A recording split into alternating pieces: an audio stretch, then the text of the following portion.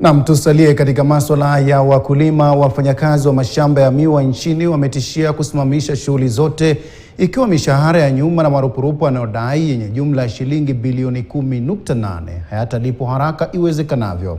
Kupitia katibu mkuu wao Francis Wangara, wafanyakazi hawa wanalaumu serikali kwa kushindwa kutimiza ahadi za mara kwa mara za kulipa mishahara ya nyuma na marupurupu yaliyokuwa kabla ya viwanda vya sukari vya kusaga sukari na umilikiwa na serikali ukodishwa na wawekezaji wa binafsi.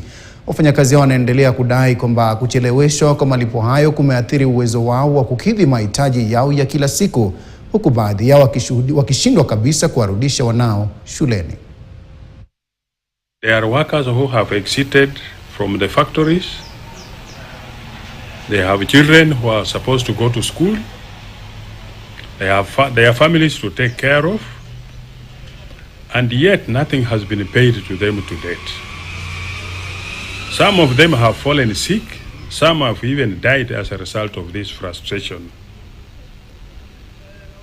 The retained workers similarly are also waiting for their arrears and their benefits.